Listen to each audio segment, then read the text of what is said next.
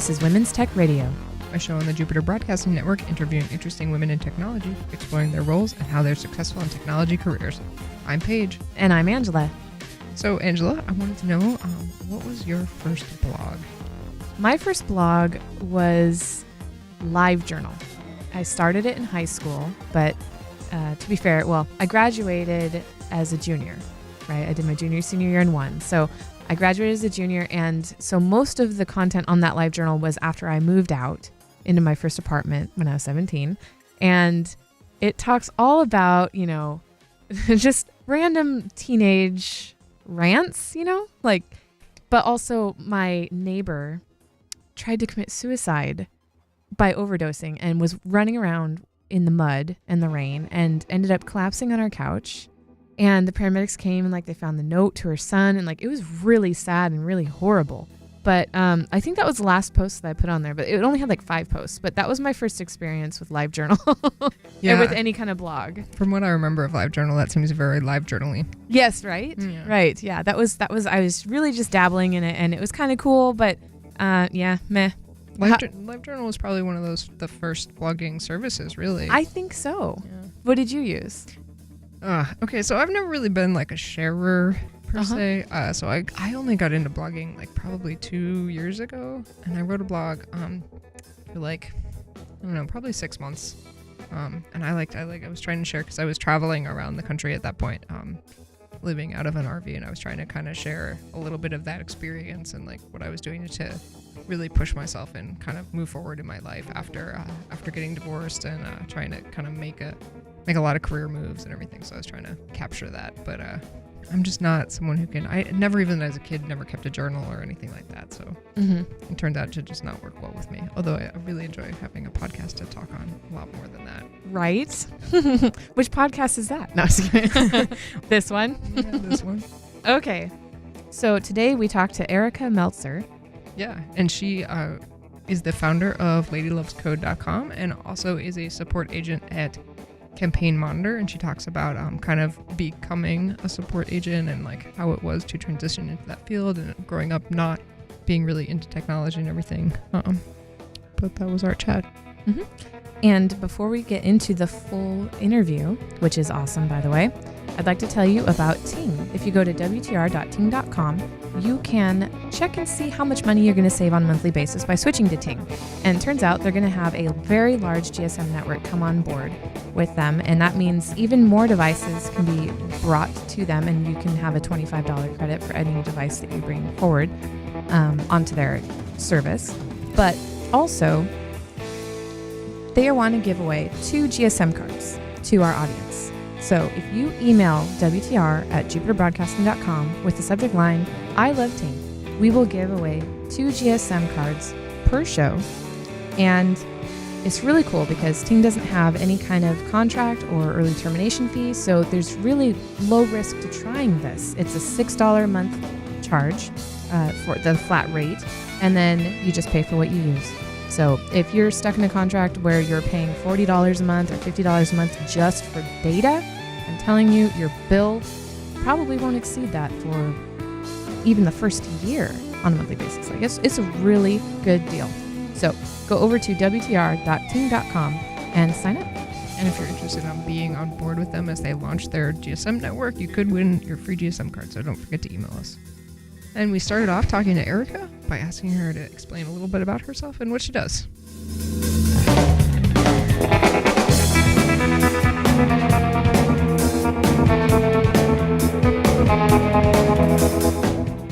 I work at Campaign Monitor, which is an email marketing platform, but my path to kind of get there was a really long and non-linear one. I guess when I first was introduced to technology in general, it was when I was 10 or 11 years old, my dad brought home a computer that nobody really knew how to use, and that there wasn't really a whole lot to be done with it, right? I mean, at least not for a 10-year-old. So it was mostly just chat rooms, at least as far as I was aware.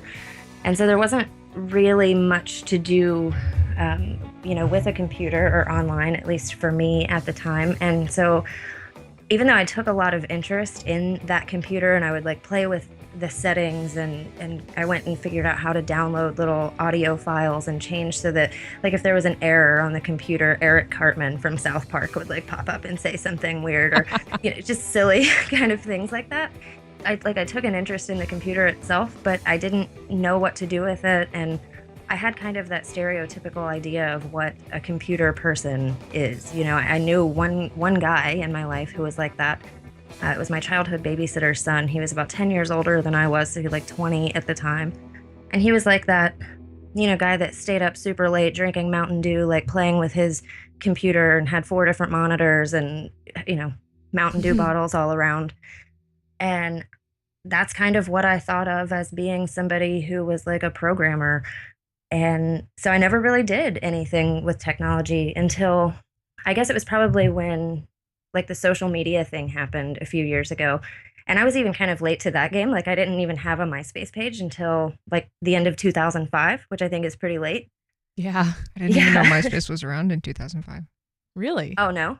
Well, no, like the other way around. Like. Oh, gotcha. Yeah. Oh, got it. Yeah. Yeah, I only made my profile like not even a year before everybody just kind of migrated over to Facebook. Like, people were already starting to do that by the time I made my first MySpace page. But what MySpace did do that Facebook wouldn't have is it gave me the opportunity to mess with HTML to make, like, to pimp out that MySpace page, Right. And so that, and I think a lot of people have been introduced to coding in that way. Honestly, a lot of the girls that I've spoken to, that was their first introduction to any sort of coding at all. Yeah, I know we had at least one interview where they were like, that was how they got started too. So you're not the only one. Yeah, and so it kind of sparked that thing again where I was kind of interested in computers, but I still didn't really know what, if anything, to do with it. I certainly didn't look at it as any kind of a career option. And but since I had gained, these kind of skills, even though they weren't particularly impressive, when somebody needed something, a person that I knew, had a business idea and needed to build a website, they would kind of come to me and I would just teach myself how to make that happen. And so I built Joomla websites and then eventually WordPress websites. And then when it really happened for me was a couple of years ago after my daughter was born. She's 2 years old now. But when she was first born and I was about to go back to work after my maternity leave, I applied for 2 jobs. And one of them was for like a relationship building kind of sales job. And the other was for a customer support kind of tech support job at an email marketing company, not the one I work for now. And this one was based in Dayton, Ohio. And they were offering to pay me like $12,000 less than this other job, but I took it anyway because I had the sense, even though I didn't see myself still as a technical person, I had no desire really to work, with computers or be a programmer or anything like that yet. I did get the sense that this job would introduce a whole new field for me, and that I could kind of leverage that later on to get jobs at much cooler places than I had previously been working. Like the other job, for example, was Serve Pro. So like if your basement floods, they would come and clean up, that mess. And I thought, well, if I go and take this email marketing company job, even though it's not a particularly, big or hip company and it's in Dayton, Ohio, I could potentially leverage that for a completely different kind of job than I've ever done before. And that's exactly what happened. 8 months later, I found by accident the campaign monitor job, which was also an email marketing company, and I applied for it, being certain that I would not get the job, and I did. Why were you certain that you wouldn't get the job, even though you were coming from an email marketing company? Well, because it is very much one of those cool kind of startup companies. They've got the private chef, and everybody who works for them seems so interesting and talented and completely different from me, from anything that I'd ever done or any place that I've ever worked. They're based in Australia, and first of all, they were going to pay me like triple what I was making in the same kind of job, which seemed crazy to me. Mm-hmm. And it was very exciting, and I hoped that it would happen, but I don't know. I didn't think that it was going to. I figured that they would hire somebody, super interesting from San Francisco or something, and now I'm kind of that person. They've hired me, and I've been to Australia, and I've since moved to Seattle, and I'm learning to it's really changed my life in ways that I can't even tell you. Yeah. So it was like you didn't feel like you were cool enough to get the job. It sounds Kind like of. you had the or skills. maybe not that she wasn't cool enough, but that the job was too cool. Yeah. You know, Yeah. like everything about it. Yeah, it sounds like applying to Google almost. You know, because they have such a Exactly. cool atmosphere, and like, how would I fit into that? And you know, and nobody. Well, you never think that you'll get that job. I totally get that. Yeah, that's exactly what I felt like, and that's what I described it to people as. And I'll tell you, my family, when they heard about it, they thought I was going to be forced into sex slavery or forced to smuggle drugs back to the States. Oh Because, my like, gosh, that's hilarious. it was for remote work, so I was going to be working from home, and they needed my bank account information to deposit, $3,500 so I could buy my computer and get my tech set up already. And they're like, "This is bad news. Like, there's no way they're going to pay you this much Right. money and fly you to Australia." Yep. And I couldn't even defend against it really, because I'm like, yeah, it does sound really bad. Did But you open a separate bank account? no, I didn't, because Okay. I knew that it Yeah. was legitimate. I Okay, knew good. that it Yeah, was. Campaign Monitor is a huge company. Yeah. Exactly. And I had already been working in that industry, and I was very familiar with what they were doing. They're Mhm. super reputable all over the internet. They have an impeccable reputation. So like, I knew that what I was doing was okay, but it Mhm. was really hard to convince other people of that. So quick, what time is it in Australia?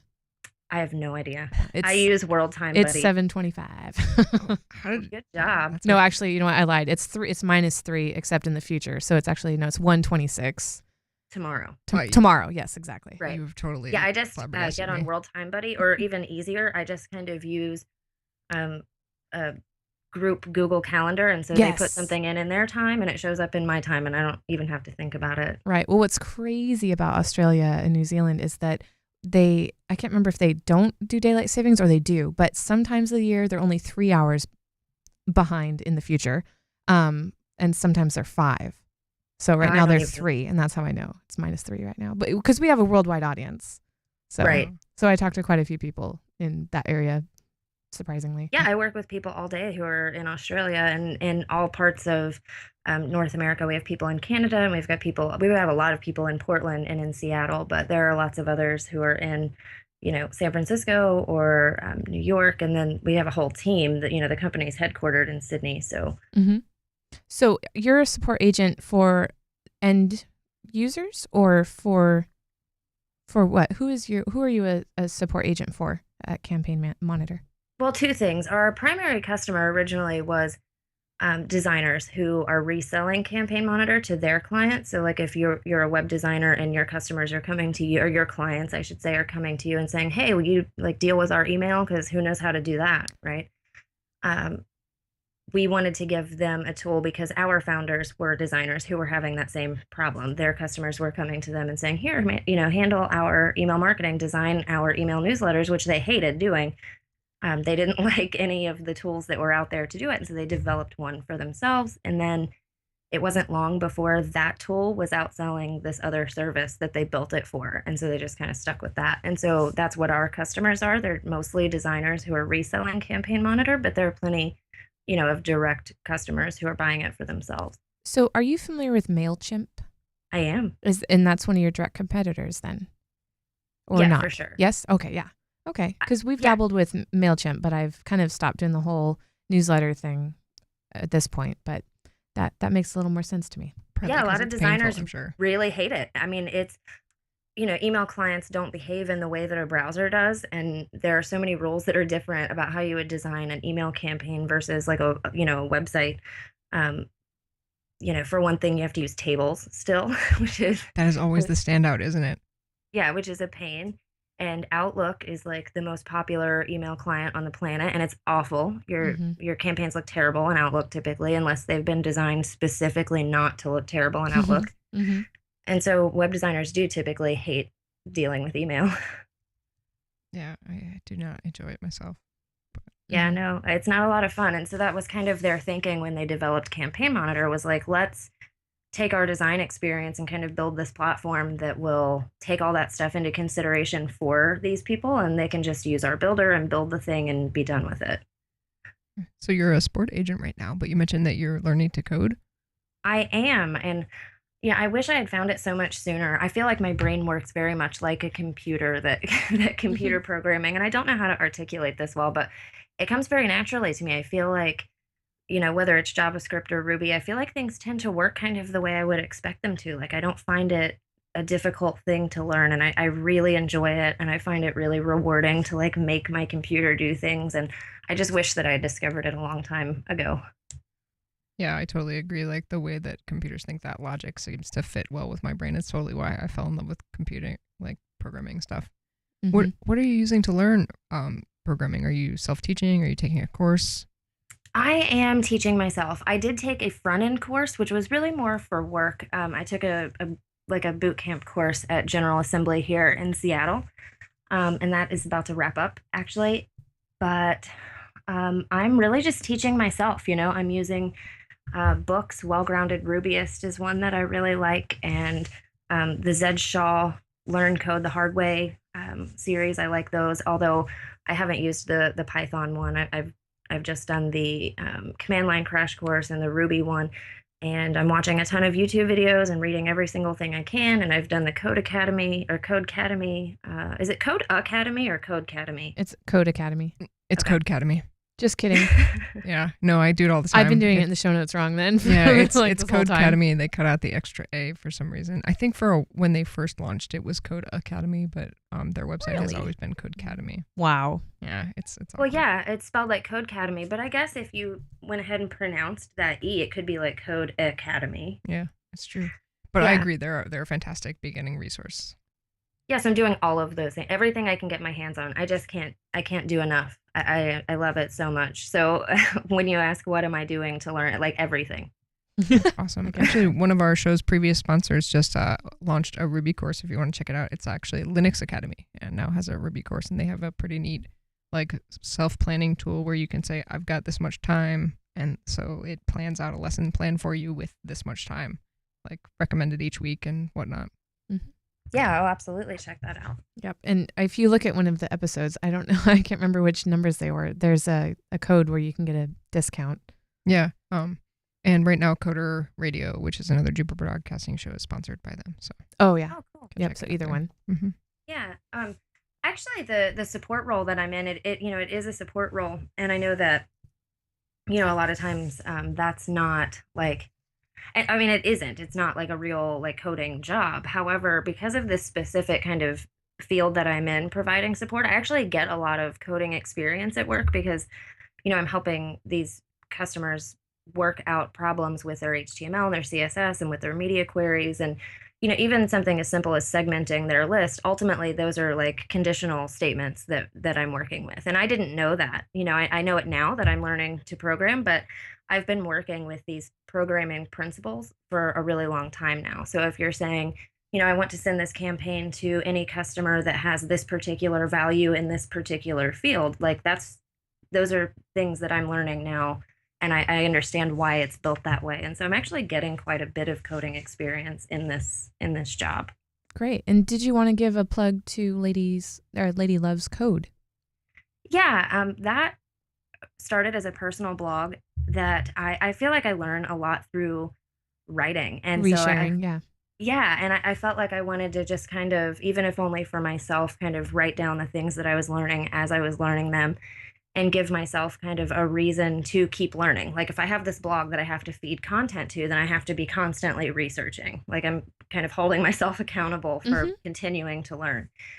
And then as I was doing that, I decided that I wanted to turn it into more of a real community, which is really hard, by the way. I thought it was going to be easier and I was going to make this forum and people were just going to start posting things there. And that isn't happening yet. It's a little bit harder than I gave it credit for. But I'm not in it to like be popular or anything. I just want the thing to be there for people who need it. So I feel like, if there's this big gender gap in technology and we want girls like I was, when I was 15 years old, to know that they have a seat at the table in, the tech space, then we need to be making ourselves visible. And if we want those girls to actually learn to code and fill all these tech jobs that are going to be opening up over the next few years, we need to make resources available to them and make sure that they have a place where they can ask questions to feel comfortable. Because I don't know how you guys feel about it, but I'm pretty new. And I think that like Stack Overflow is super intimidating. Some of those guys are like jerks. And I would be really uncomfortable asking a question there if I felt like it might be a stupid question. And so I just want there to be kind of a safe place where specifically females can post questions and feel like they are not a minority. Yep. No, I understand all of that because as a mom, I started a mommy blog and it was mainly like it was for me to capture things that were going on but also let other people know you're not alone, like I go through these things too. And I was hoping to have some kind of a community around it as well, but it didn't really work out. And I haven't kept myself accountable once, I think it's been about 2 years since I've been able to blog, but I'm hoping to get back into it. But I understand everything you just said. Yeah. So I'm hoping that, things will start to be posted there in the forum. That's kind of the thing that I'm most excited about. As far as the website goes, I'm really hoping that will start to build up, and over time it will. I mean, I just launched that website like a week ago, so it hasn't been a long time or anything, but yeah, I'm hoping that will grow and actually be a resource where people can go and ask a question and, get an answer. That there will actually be people there that are active. I'm hoping that will be the case, but primarily I just want it to be kind of a no jerks allowed. You're absolutely welcome to ask even a very basic question. I think that it's important to have that if we're asking all these new people, and especially women, to start to learn to code to fill these jobs. They need to have a resource where they can do that, because most of them realistically are not going to be able to go to a boot camp. They're very exclusive, they're very expensive, they're very time consuming. Parents would have a very difficult time going to a boot camp. So a lot of these people are going to be teaching themselves, and so I think it's important that they have ways to do that. Mm-hmm. And so that's just ladylovescode.com. Yes. Very, very easy. And your website is very easy to follow. Forums right at the top. The blog's there. And you even have resources. So that is really great. The forum is at ladylovescode.com/community. And there are a few topics posted there. There aren't very many there yet, but yeah, if anybody is listening and you're a female coder and you like the idea of a safe place for female coders to be able to ask questions and answer questions, go and introduce yourself in the forum. I would absolutely love to see you there. Yep, Paige and I will go do that. We see that you have already added under coding podcasts, Women's Tech Radio.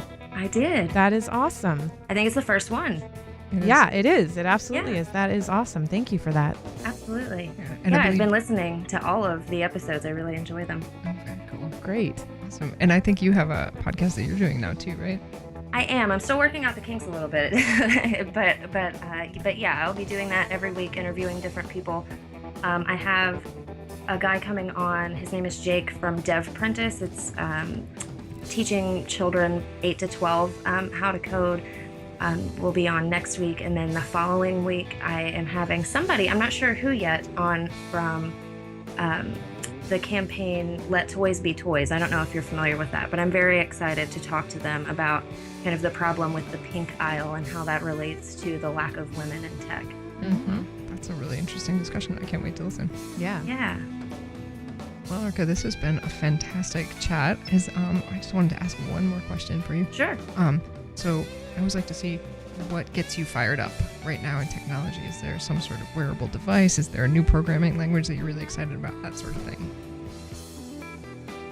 Honestly, and this is maybe a boring answer to this question, I'm just really, really excited about the approachability of tech in general changing. And I've touched on that a little bit during this interview, but like I said, I really didn't know. I'm a relatively tech-savvy person, and even I didn't know until a couple of years ago that this was even remotely an option for me as a career, or that I would be good at it, or that I would like it. Or so fast, right? Right. And so I'm very, very excited about projects like Made with Code, letting girls know that all of the things that they love, the normal everyday things that they're touching and that they're using, involve coding, and that they might like to do that. I'm very excited about things like Hour of Code. I'm excited that my sons are coming home and saying to me that they coded with Angry Birds at school today. I'm just very, very excited that it's getting out there.